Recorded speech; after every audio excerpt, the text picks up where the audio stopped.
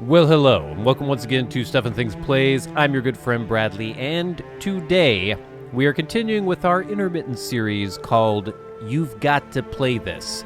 And the game I will be highlighting today is Ghosts of Tsushima by Sucker Punch, made for the PlayStation 4 console, though you can play it on the PlayStation 5 as well with backwards compatibility.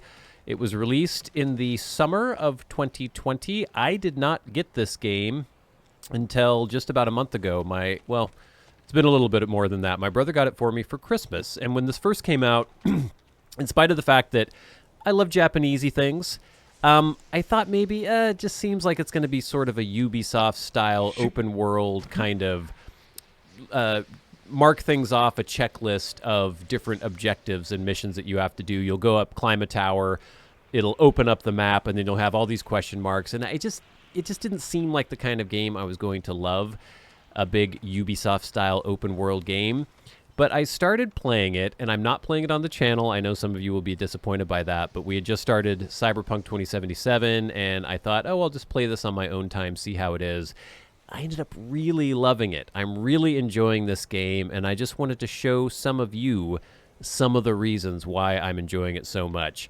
So, if you don't want to have anything spoiled for this game at all, you might not want to watch this, but I'm going to show you a few mechanics, a few kinds of the things you'll be doing in this game. I won't show you any, main quest storyline missions, nothing like that. We'll do some of the things where you may go and take out a Mongol camp, where you may find a place where you can write a nice little haiku, or you might find a fox den where a furry little fox will lead you to a special shrine. Things like that, things that you'll be doing throughout the game, but I will try not to reveal any major plot spoilers or anything like that. You may see some more endgame types of equipment, like, this isn't endgame. I'm only about, I'm less than halfway through the game, I would say.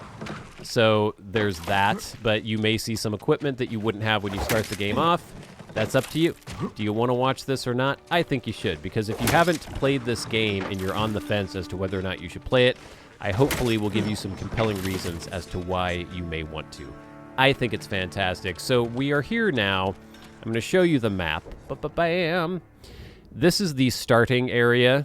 So this is the very first area you begin in, and I have done a lot in this. I think I've done pretty much everything I can. I'm not going to show you too much of the map in the other areas, even though it won't really mean much to you right now, but we are going to go and do some activities here. For those of you who don't know, the basic premise of the game is basically you are staving off a Mongol invasion in Japan in 1274, the first Mongol invasion of Japan. This is not a historically accurate game. There are some things with just the technology, the weapons they use, the clothing they wear, and then also just the characters. None of these characters actually were involved in the original Mongol invasion. When the Mongols came to Tsushima Island in 1274, they basically overran it, and then they moved on to the mainland, and then for various reasons were unsuccessful after that. There was a kamikaze, a divine wind, a typhoon, which wrecked some of their ships. There's some other reasons why they gave up the first invasion, and then after that they tried again in, I think, 1284, maybe? I can't remember exactly. Ow, that hurt.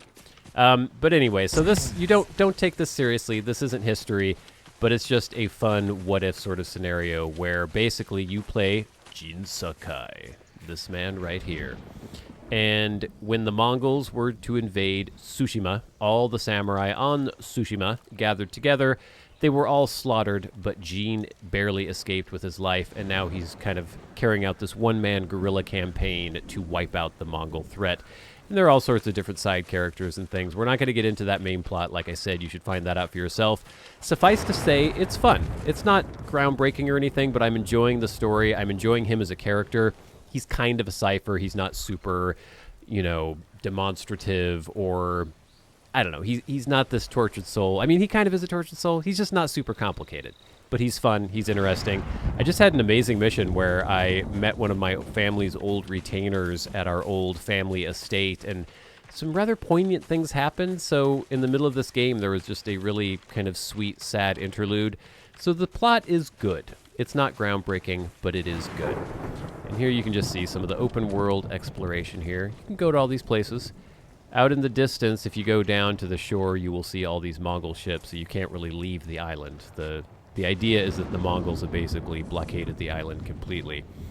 But Gene has done some things so far. I've opened up a little bit more of the world. I've got some different gear. There are all sorts of different weapons and, well, not weapon sets, but armor sets, and different accoutrements that you can use. But let's go do something now. I have a little, no, not this one. This one. This is what we're going to do. This is the Mountainside Ruins. So you'll be doing a lot of clearing out Mongol bases, which I guess is sort of a Ubisoft kind of thing, things like Far Cry. But I haven't really played many of those games. In this game, it works, I think, a little bit differently, because you have some options as to whether or not you want to use stealth and how you want to do it. So what we'll do here is we'll just mark this on our map. These different map markers will come up based on often overhearing things from townspeople, and then sometimes if you clear out an area, you will get some question marks. But the things like this, like a Mongol base like this, that's usually because you stumbled across it or because somebody mentioned it to you. It's not quite where you'll just like, you'll unlock a map and then everything within that area of the map will suddenly be highlighted on the map. You kind of have to come across things. It's like a mixture of two different things. So let's just show you some of the gameplay here. Oh, here we go. Jump onto that, my friend. There you go.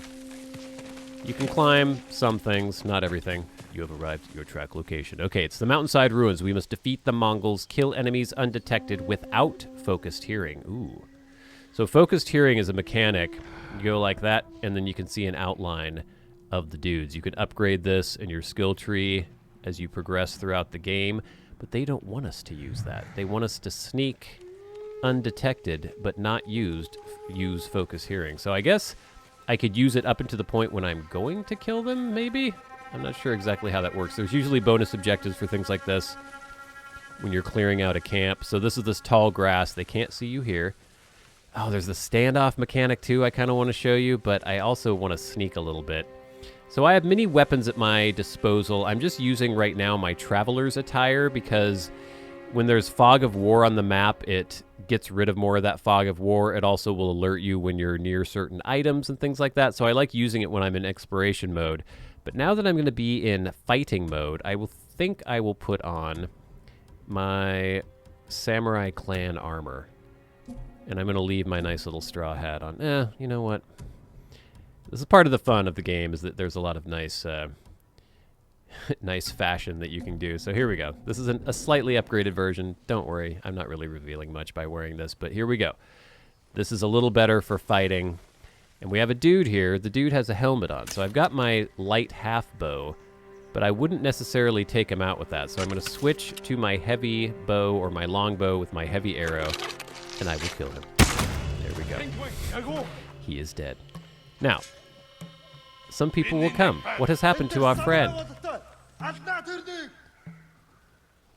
going to wait here a little bit because I don't want to be detected. I want to take some of these guys out quietly. I want to do that bonus objective. These are the evil Mongols.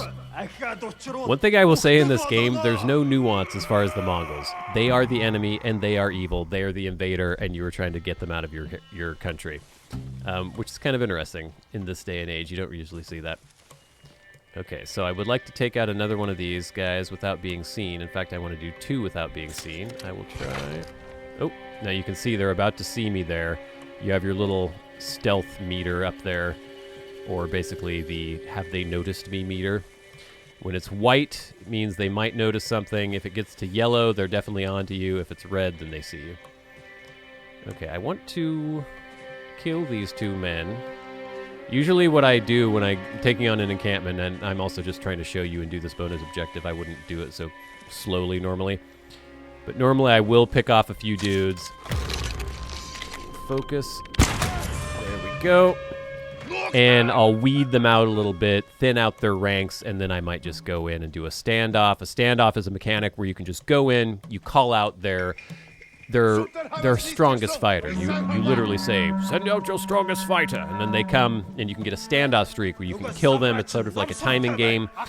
And within this game and within the plot, there's sort of this contrast between the supposed honorable samurai way of fighting and then the sneaky, backstabby way that Jean has had to take up since the Mongol invasion, and he feels guilty about it sometimes. There are other samurai characters who may not appreciate the fact that Jean is using these methods to kill people, but they are very effective methods.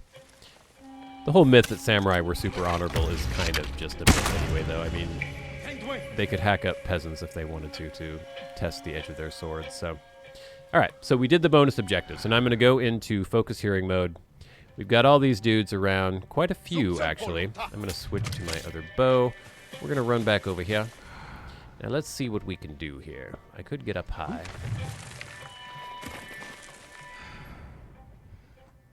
I also have a meter down on the lower right that I don't think I'm going to explain to you right now. I think it's better if I don't. That's kind of a cool mechanic that will show up later. The bow is very powerful. You can get some amazing headshots. So here we are, sneaky, sneaky, sneaky. Oh, damn it, I didn't mean to let that one go. I was actually going to stow the bow. All right, let's do something here. Grab some schniz from our downed enemies. He's about to see me. We will run in here. All right, so we've got a dude right next to us. I can assassinate him through this, but then other people may see me, so that might not be the best idea. I'm tempted to do it just because it would be fun. You can loot, obviously, grabbing supplies and things. All right. Who is looking at me and who isn't looking at me? Hello? I'm trying to see if that dude sees me. Okay.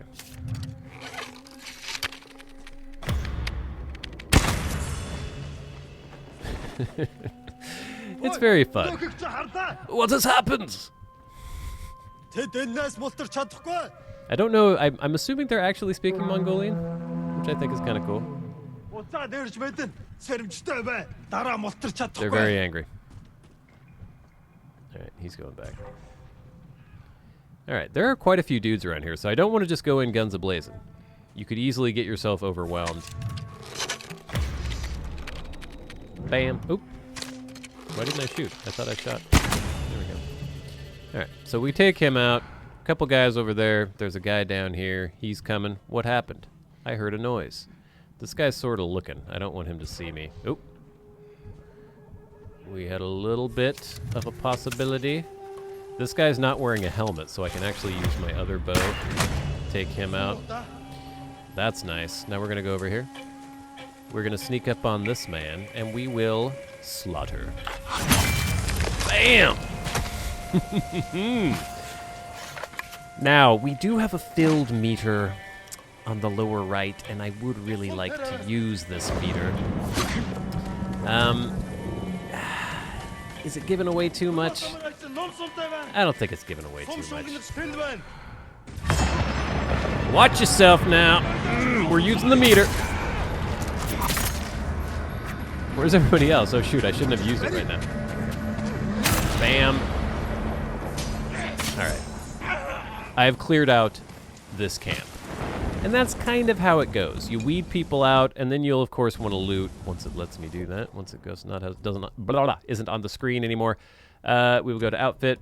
When I'm in looting mode, I switch to my traveler's attire. I should probably take off this helmet because it just does not match. Because this will alert you. Oh, see, we have this already. See this little bug? This little bug boy? He's going to tell me where there are certain artifacts and things. Is there something in here, bug boy? Not noticing anything. There are Mongol artifacts and stuff that you can get. Where are you trying to take me, buddy? That's not my horse. I will not mount that horse. Some arrows. Come on. Where are we going, buddy? It seems like he wants me to go inside this yurt. But I ain't finding what he thinks I'm going to find in here. Where is it? Okay, well, there's also a vibration in your controller, and I'm not really feeling it right now, so I don't think it's near this yurt. I just don't know what his problem is. So you go, you loot, you do the stuff. It's fun. It's exciting. So that's one of the things you'll be doing in this game. I'll finish looting, and I'll show you something else. All right, so once you have cleared out a Mongol camp, as we just have done, you go look at your map, and bing! The camp is gone, and then you will open up a little bit of the fog of war around where the camp was. And now we have an undiscovered location. Let's go check that out. We have our guiding wind system here. So you don't have a mini-map with objectives marked on the mini-map. You have the wind. You can swipe up on the touchpad to make the wind blow, and it will show you where your objective lies. I think that's kind of a cool diegetic way of showing you which way to go. Oh, look, we have a fox den. Excellent. These furry little friends will lead us to shrines. Hello, fox. Inari shrines, which are, you know, dedicated to fox spirits. You follow your little foxy friend, and he will show you where to go, and it's just the cutest thing ever. I like their little whining that they do the whole time. No, he's not going to make the noise. Oh, here's the shrine. So I'm going to honor the shrine now. The fox is quite pleased by this. And now I am opening up. You can earn charm slots and then also new charms as well. Where'd my foxy go? Foxy. Oh no, I wanted to pet the fox for you. Where did it go? Oh man. All right, well, I couldn't pet the fox, but you can pet the fox sometimes. So, you have your Inari shrines. Then you also have, I don't know if I'm going to have anything opened up here, but you have hot springs that you can go to. And you also have areas where you can write haiku. I'm going to fast travel to one of those really quickly. These are just sort of the emergent things that happen in the world, or not necessarily emergent, but just things that you can do. So here, you find one of these little haiku areas, you'll have the prompt to compose a haiku. That's another thing that's sort of anachronistic in this game, because haiku wasn't really a form of poetry when this game takes place. But basically, what Sucker Punch was trying to do was create a love letter to classic samurai films. So they're using that aesthetic, and they're sort of transposing it onto this era of when the Mongols first invaded or first tried to invade Japan. So you'll sit down on your little mat, and you can look at the environment around you, and you'll have different prompts for different opening lines for your haiku. And as you write your haiku, there's basically 3 options each time. A haiku is a 3-line poem, and so you'll have, you know, 27 different ways that you could combine everything to create a haiku. And it's just a nice little contemplative, fun little thing that you can do. You get... with the haikus, you get special headbands when you complete them. There are pillars of honor where you can find cosmetic kits for your sword. There are bamboo strikes where you can actually do a sort of button prompt mini game where you're trying to cut through 7 pieces of bamboo, which will increase your resolve. Your resolve is, if I do this, those little yellow dots down below, which kind of governs your healing and special moves that you can do. There's all sorts of stuff. I don't want to get too in the weeds as far as mechanics.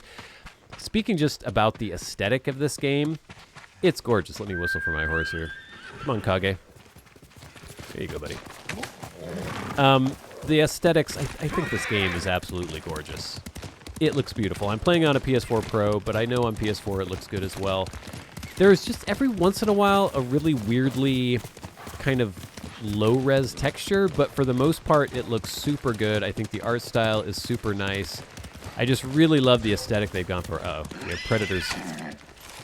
Predators. Oh, he's going fast. Lead him. Go! Look at that shot. Are you kidding me? And we will grab these predator hides. Yes. All the stuff that you gather you use for upgrades and things. We're not going to get too much into that. But just look at how pretty this is. It's beautiful canopy of red leaves. The pampas grass, or whatever the hell it's called, down below. Just some of the most gorgeous game environments I've seen.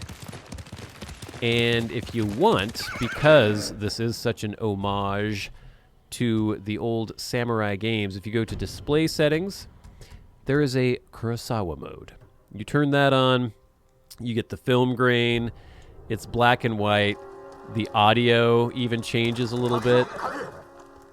I just think it sounds so cool. Looks so cool. I don't know if I'd want to play the entire game this way because the colors are so beautiful in this game, but It's really neat. Like, there's a mechanic occasionally, for various reasons that I won't reveal, there are people out to get you besides the Mongols, and occasionally you will have to duel them.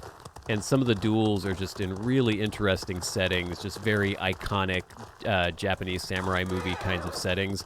And I will often kick it into Kurosawa mode when I'm going to be getting into one of those duels because it's just so fitting and so perfect. But we'll probably turn it off now because I want you to be able to see the environments and where we are. There we go. All right, so you'll see me, you know, grabbing things, grabbing flowers, grabbing bamboo, grabbing wood. There are towns, there are settlements. You can free settlements. Oh, that's lethal poison, full. Now here we have another Mongol camp. I'm going to do a standoff. I'm going to show you this mechanic. You can march in. There are button prompts. If you do them right.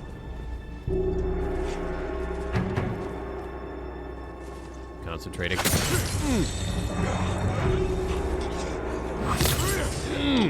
That's a big man. Yeah! All right. Who's next? Oh, look, I'm going to end his summer. Oh, he's got a little bit of gunpowder.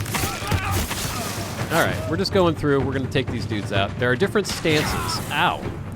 So I should probably roll because I'm on fire. There we go.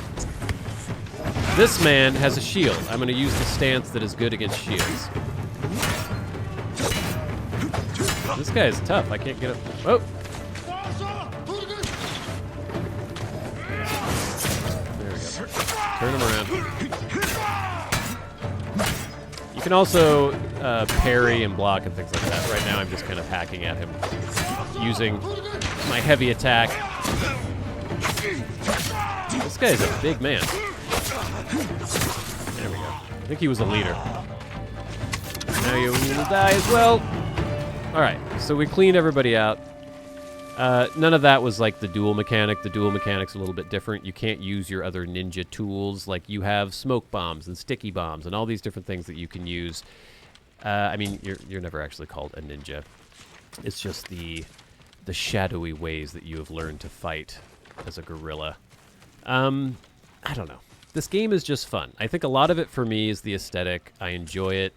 And even though it's the historical inaccuracy of it could irritate you if you're somebody who really cares about that. I kind of do care about that, and I know enough to know when things aren't accurate, but I understand what they're doing and what they're going for. They're not trying to be historically accurate. They're just trying to make a really fun game using that Japanese, 50s, 60s era samurai movie aesthetic and setting it in a time where you could have this sort of one-man army kind of situation. And I think it succeeds very well at having a fun, compelling game with an interesting enough story to keep you going through it, and then a world that's just really pretty and really engaging, and it just makes me want to keep exploring it and keep doing the things. I mean, you could say that some of these things get repetitive. I just cleaned out another Mongol camp, but the combat is interesting enough. That's one thing that I don't think I'd be able to get on board with like Assassin's Creed Valhalla or things like that. It seems like the combat is just so much more mindless. Here you have different stances, so many different ways of engaging with the fight. Why can't I do this? Okay, here we go. You just have so many more options available to you, and there's a little bit more skill involved with the fighting. I wouldn't say that this is a hard game by any means. I've hardly ever died in this game at all. But I don't know. It's just fantastic. I really, really enjoy it. Let me wander around a little bit more. I'll see if there's any other sort of kind of emergent thing that I can show you, or some of the kinds of things that you will be doing a lot in this game. Kage! Come, Kage! Thank you, sir. And, yeah, then we'll wrap it up. I just think this game is great.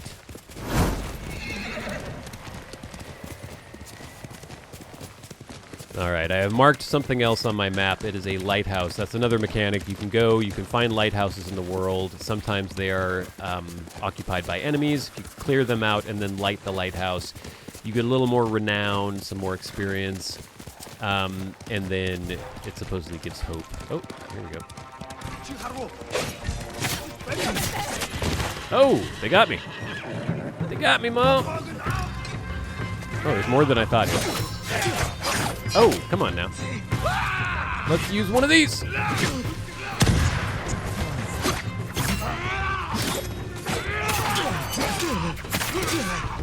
Why can't I kill this man? I was trying to do the assassination. Okay, these guys are really getting after me here.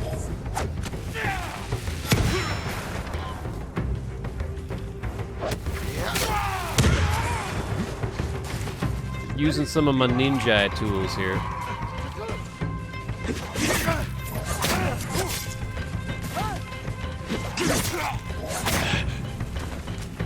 You gotta watch out for some of these perilous attacks. He's dead. You will be dead soon as well, my friend. Oh, this guy's a swordsman, so I will use the swordsman stance. Ow, okay. See the healing mechanic there as I'm just letting myself get smacked over and over again. Alright, there you go. Tasukete! You are fine, ma'am. Look at Jin's looking a little worse for wear there. Hello, ma'am. Hope you are well. I will rescue you now. That's me. You should be. Hi. I don't remember that.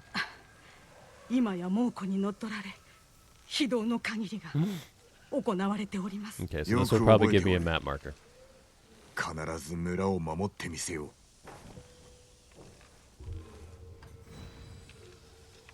I just bowed to you, woman. There you go.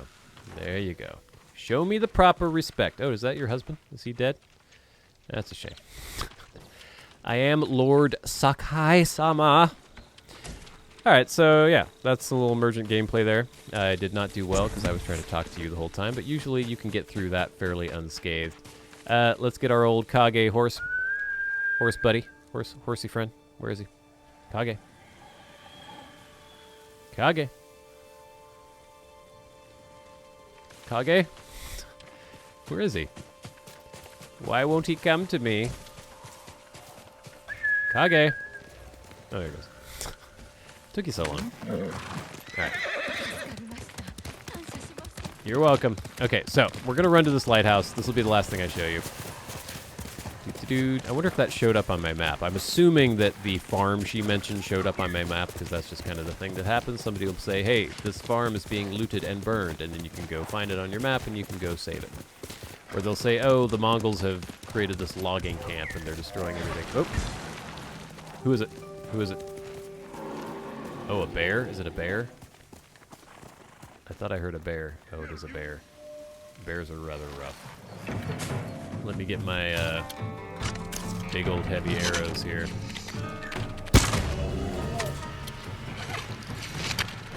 Did I kill him already? Wow.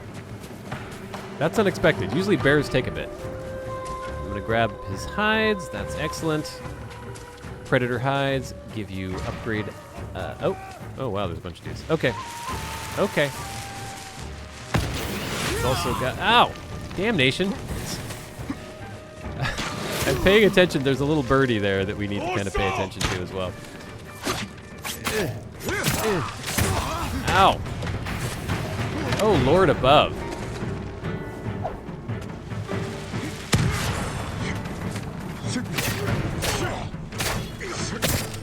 Hello. Jesus. Stop doing that to me, please.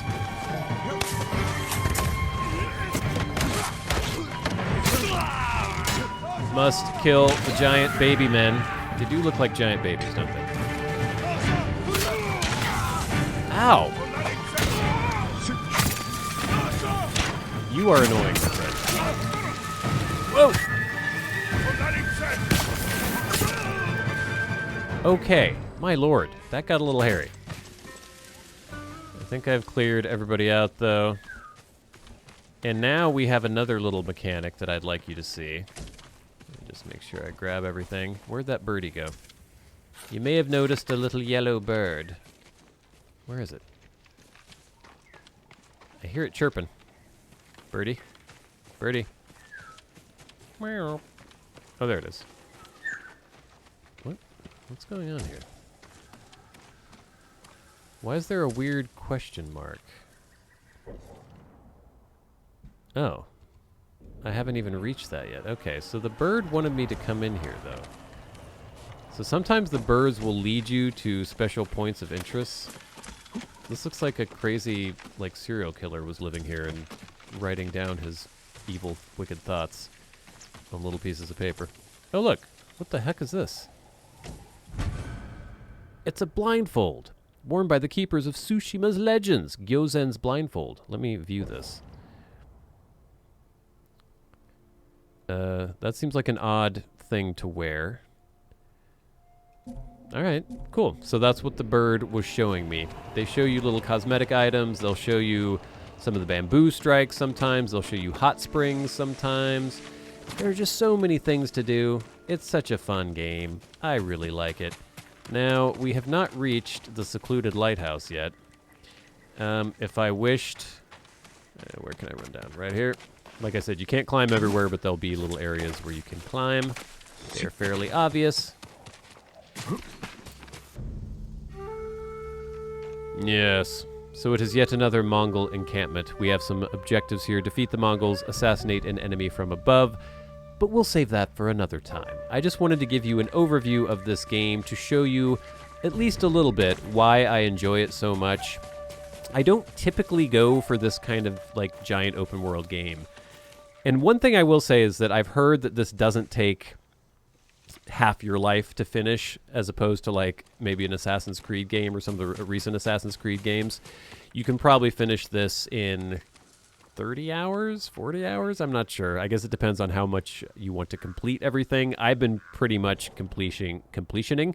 I've been pretty much trying to complete every area as I come to it. So you can see I've done almost pretty much everything you can do here.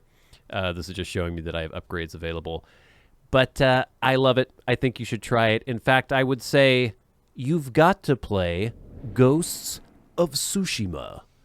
Thank you so much for watching this little video about Ghosts of Tsushima. Until next time, until we meet again, I've been your good friend Bradley. You've been the eyes of the double blaze.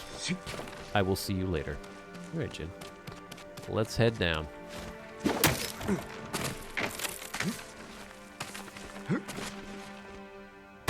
Ow. Jesus. Ankles okay there, buddy?